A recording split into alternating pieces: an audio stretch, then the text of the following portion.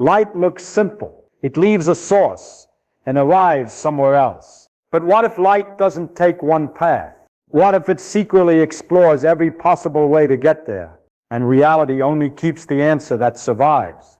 This idea sounds strange. It sounds wrong, yet it quietly rewrote how we understand light, motion, and even cause and effect. And once you see it, you can't unsee it. Outline 1.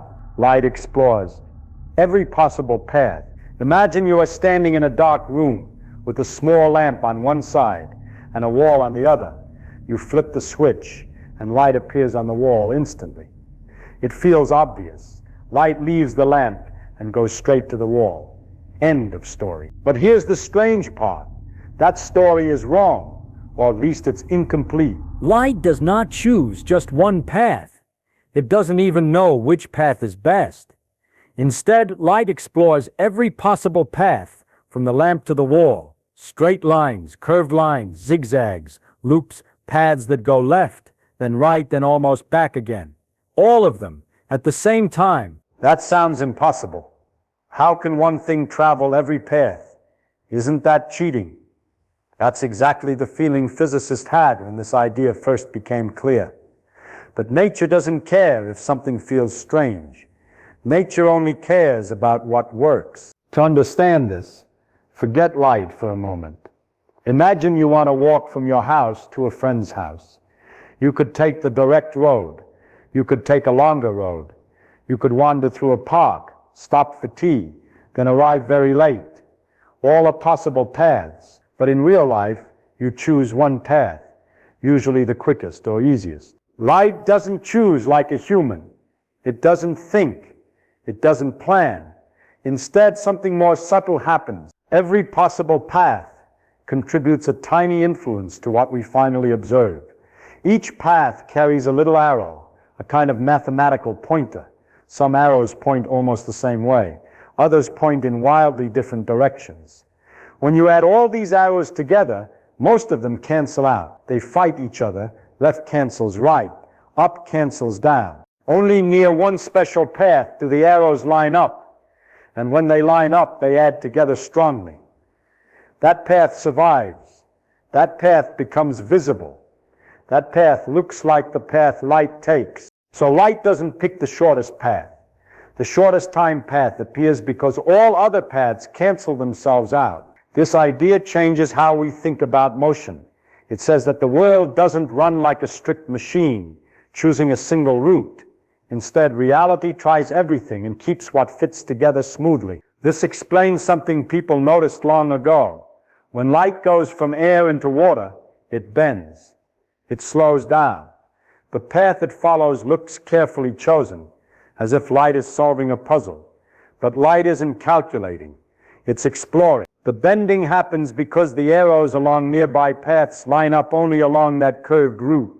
Everywhere else, the contributions destroy each other. Now here's the truly wild part. This idea doesn't only work for light. Electrons do it too. Atoms do it. Even objects, in principle, do it. A thrown ball also explores every path from your hand to the ground. The reason you don't notice is because the arrows cancel so violently for big objects that only one path remains. The ordinary path. The boring path. At small scales, cancellation is gentler. Multiple paths survive. And that's where quantum behavior appears. So the strange behavior of light is not a special trick, it's a clue. It tells us how nature works underneath everything we see. This way of thinking replaces a simple rule with a deeper one. Instead of saying, this is the path, nature says, here are all the paths. Instead of certainty, we get contribution. Instead of one story, we get many stories added together. And somehow, from this mess, order appears. When light forms interference patterns, bright and dark stripes, this idea explains it naturally. Bright spots happen where many paths agree. Dark spots happen where paths cancel perfectly. Nothing mysterious is added. Nothing magical is assumed. Just addition. Even reflection in a mirror becomes less rigid. Light doesn't bounce like a ball. It explores paths that go a little above, a little below, a little longer, a little shorter. Only one angle survives, because it's where the contributions cooperate. This way of seeing light forces a new kind of humility. We stop asking, what does light do? And start asking, what does nature allow to survive? And suddenly physics feels less like rules carved in stone and more like a conversation among possibilities. This idea quietly reshaped modern physics. It connected optics to quantum mechanics. It showed that waves and particles are not enemies. They are two ways of describing the same underlying process. The adding of possibilities. So next time you see light on a wall, remember this. That simple glow is not simple at all. It is the final agreement reached after exploring every possible way of being there. Light didn't rush. Light didn't choose. Light tried everything. And the universe kept the answer that made sense. Outline 2. Reality chooses least time stories naturally. Think about how quickly things happen around you. You clap your hands, and the sound reaches your ears almost instantly. You turn on a light and the room fills with brightness right away. It feels natural to think that nature is always in a hurry, always choosing the fastest way to do things. But the deeper truth is more interesting than that. Reality doesn't rush, it doesn't plan, and it doesn't choose in the way we choose. Instead, something strange and beautiful happens.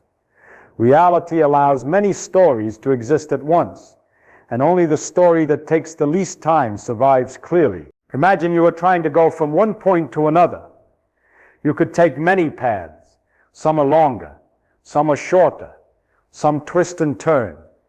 Now imagine that instead of picking a path, you somehow try all of them at the same time. At the end, you don't keep the path that is shortest in distance, but the one that takes the least time.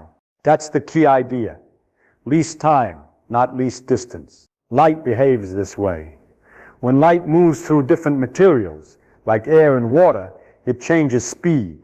In air, it moves faster. In water, slower. So the fastest path is often a curved one, not a straight line. And amazingly, that curved path is exactly what light follows. For a long time, this looked like magic. How could light know where it will be faster or slower? How could it bend itself just right to arrive as quickly as possible? It feels as if light is solving a complicated problem every time it moves. But light isn't smart. It isn't thinking ahead. The trick is not intelligence. The trick is cancellation. Reality allows every possible path to contribute. Each path carries a tiny timing, a kind of rhythm. When all these rhythms are added together, most of them clash. They cancel out. Too early, too late, wrong timing. They disappear. Only near one special path do the timings line up smoothly. Small changes in that path don't change the time very much. So the contributions there reinforce each other. That path becomes visible. That path looks like the one nature chose. So the least time path is not selected because it is special. It is special because it survives interference. This idea changes how we see physical laws. Instead of rules that command matter what to do, we see patterns that emerge because other possibilities destroy themselves. Even mirrors follow this logic. Light reflects at a specific angle, not because it bounces like a ball, but because paths that reflect at slightly different angles cancel out. Only the angle that keeps the travel time steady survives. This way of thinking connects deeply with quantum mechanics. At small scales, particles don't move like tiny bullets. They behave more like clouds of possibilities. Every possible path exists, mathematically. What we observe is the result of all those possibilities combining. Least time is not a goal. It's a consequence. And this idea is not limited to light. Sound waves, water waves, even quantum particles follow similar principles. Nature explores, adds, cancels, and what remains is what we call reality. Now think about motion in everyday life. When you throw a ball, it follows a smooth curve. It looks clean and simple.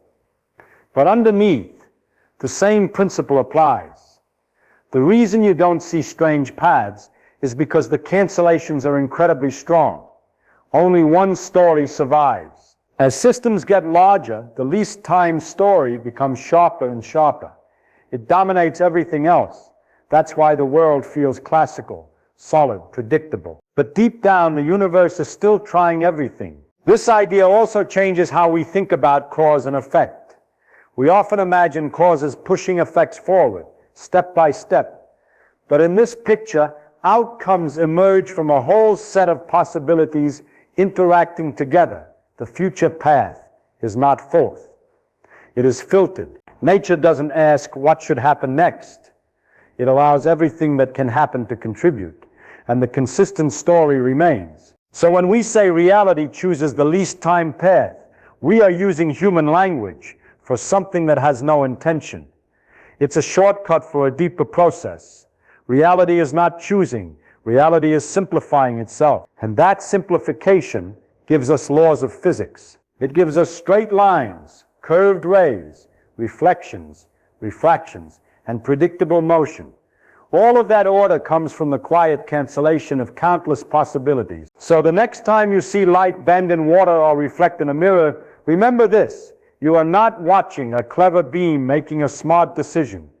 You are watching the final result of nature trying every story and keeping the one that arrives on time. Least time is not a rule written into the universe. It is the story that survives. Outline 3. Photons behave like curious gamblers. Let's talk about light in a way that feels a little uncomfortable at first. Not because it's complicated, but because it refuses to behave politely. We like to imagine light as something clean and disciplined, a straight line, a neat beam, a tiny particle shooting forward like a bullet. But when you look closely, light behaves more like a curious gambler. The gambler doesn't follow a single plan. They try many possibilities. They spread their bets. They explore outcomes without knowing which one will win. That's much closer to how photons behave. When a photon leaves a source, it does not commit to one path. It doesn't say, I will go this way. Instead, it behaves as if it is testing every allowed path at once. Long paths, short paths, strange looping paths that seem completely unreasonable. All of them matter.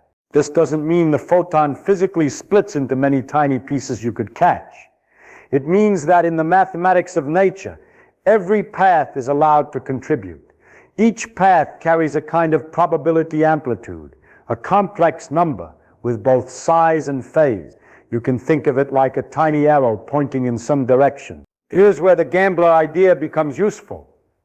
Most bets lose. Most paths cancel each other out. The arrows point in different directions, and when you add them together, they almost vanish. Nothing remains. But some bets reinforce each other. Some paths have phases that line up. When that happens, their arrows add together strongly. Those paths dominate. They win the game. So what we observe is not a single decision, but the result of many competing possibilities interfering with each other.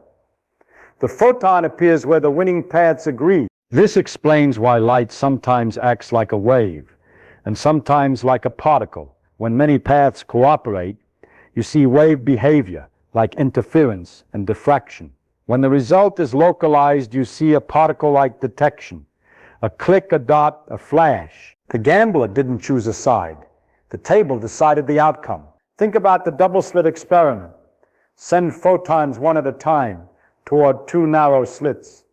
You might expect two simple piles behind them. Instead, a striped pattern slowly appears. Bright and dark regions, places where photons arrive often, and places where they almost never arrive. Each photon arrives alone, but its behavior depends on all possible paths through both slits. Paths through the left slit and the right slit interfere. Some combinations strengthen each other, some cancel. The final pattern is the record of countless gambling outcomes. What's important is this: the photon is not confused. Nature is not random in a careless way. The rules for adding these possibilities are precise, extremely precise. The apparent randomness comes from our limited access to the full story. And this strange behavior is not limited to light. Electrons do the same thing. Atoms do it. Even large molecules have shown this gambling behavior in experiments. The difference is scale. As things get bigger, the lowest bets cancel more completely. Only one outcome remains visible. That's why everyday objects don't seem to gamble. A thrown stone doesn't land in many places, but deep down, the same rules are still there. They are just hidden under massive cancellation. This way of thinking changes how we imagine cause and effect. We often imagine a straight chain. One thing causes the next. But at the quantum level, the universe doesn't push events forward, step by step. It allows many futures to compete. The future we observe is the one where the math agrees. So when a photon reflects from a mirror, it's not bouncing like a ball. It explores many reflection points, many angles. Most of those possibilities cancel. Only the familiar angles survive. When light bends in water, it's not obeying a command.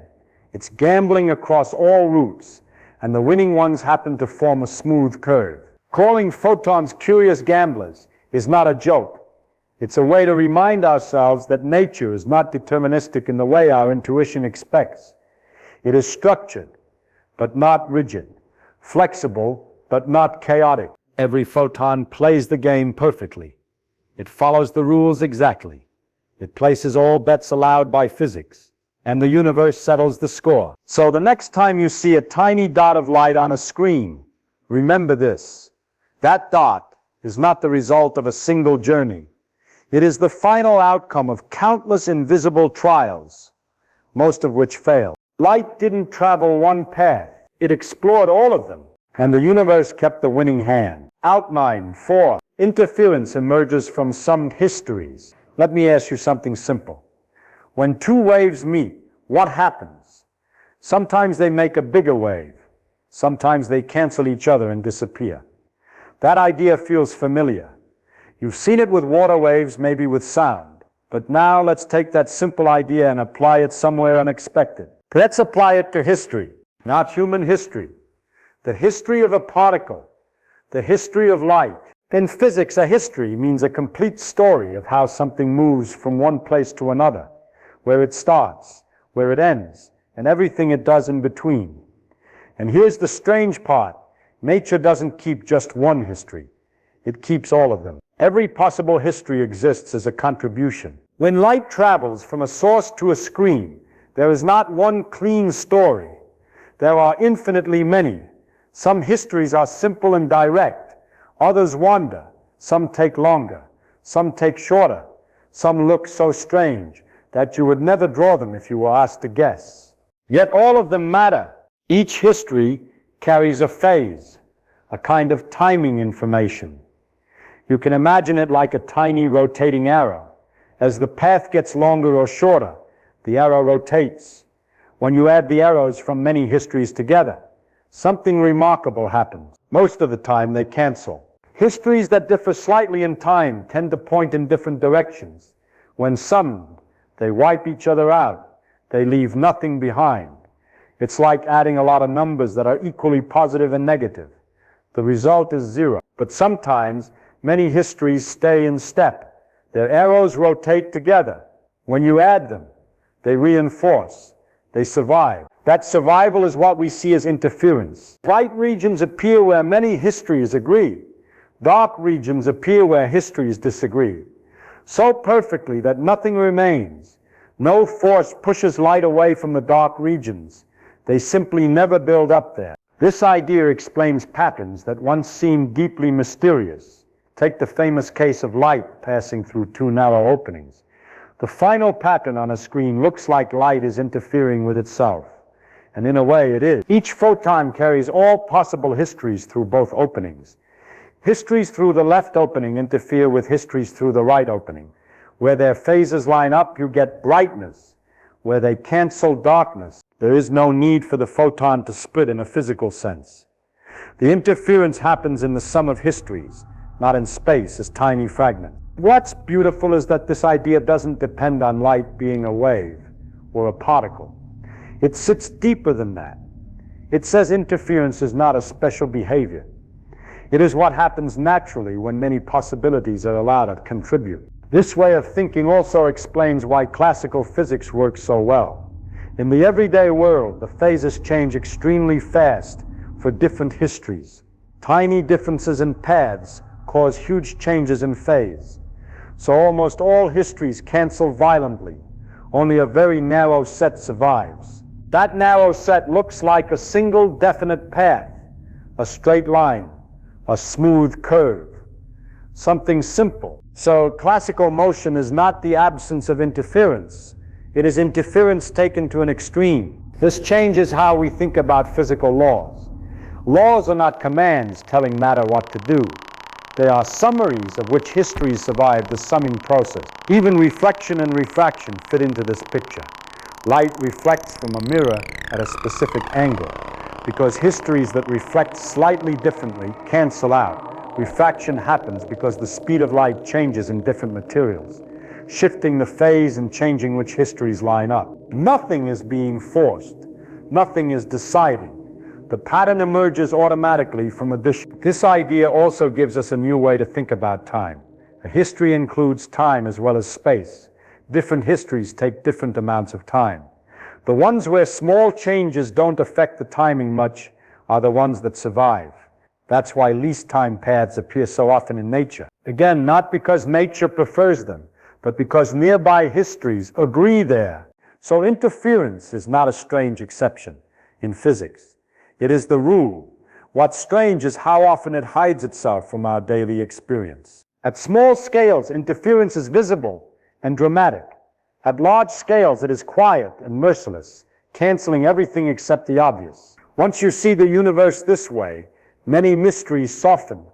The world feels less like a machine with rigid gears and more like a conversation among possibilities, a vote taken among histories, where agreement creates reality. So when you see a bright fringe or a dark gap in an experiment, remember this: you are not seeing light misbehave. You are seeing the final result of countless histories being added together. Interference is not something that happens to reality. It is how reality appears when all its stories are told at once. Outline 5. Seeing light, rethink cause and effect. When we think about cause and effect, it usually feels simple. One thing happens, then another thing follows. You push a door, the door opens.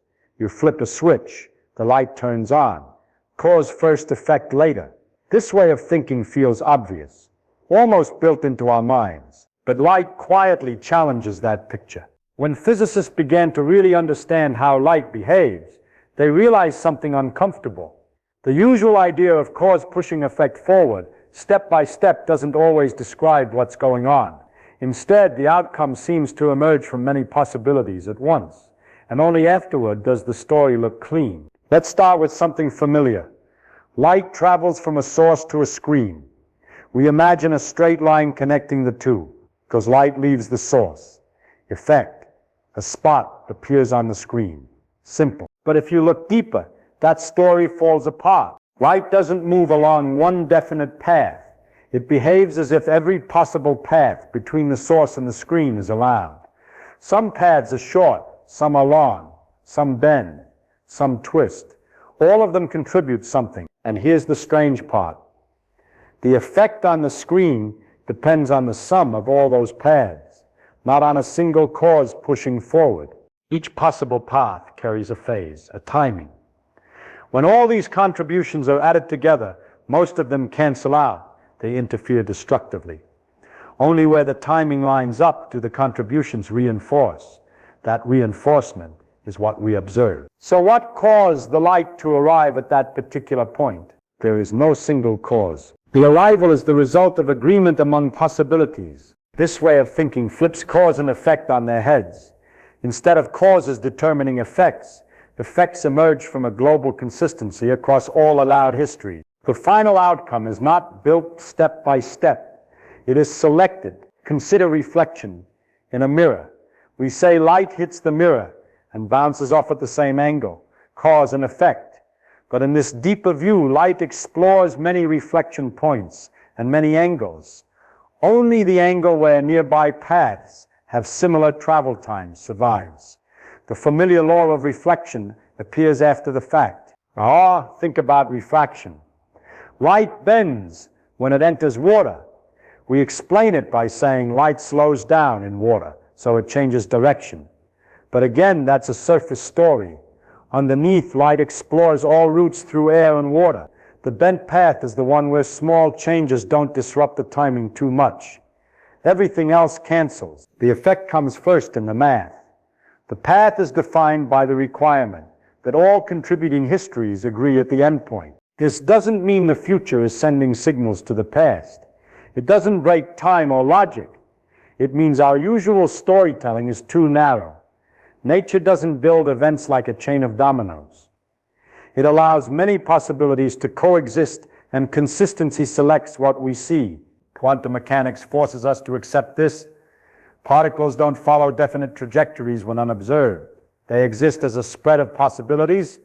Only when an interaction happens do we get a specific result. So what caused that result? Not a single event in the past, but the structure of all possible events. This way of seeing also explains why prediction works so well. Even though the underlying process involves many possibilities, the final outcome often looks simple. That's because cancellation is brutal. It destroys almost everything. Only narrow, stable patterns remain. Those stable patterns are what we call laws. Cause and effect still work at the human scale because the surviving patterns are sharp and reliable. But deep down, the universe is not pushing forward blindly. It is filtering. This shift in thinking is uncomfortable because it removes a sense of control. We like the idea that the present determines the future in a straight line. But light shows us that reality is more subtle. The present participates in a larger pattern that includes many unrealized alternatives. And yet this view is strangely comforting. It says the universe is not fragile. Small disturbances don't usually matter. They cancel out. Only robust structures survive. So when you see a beam of light form a clean pattern, remember that what you're seeing is not a simple reaction. It is the final result of countless invisible negotiations among possibilities. Cause and effect are not broken. They are incomplete. Light teaches us that effects are not always pushed into existence. Sometimes they are selected from a vast space of what could have been. And once you see that, you start to wonder how many other parts of reality are quietly doing the same thing.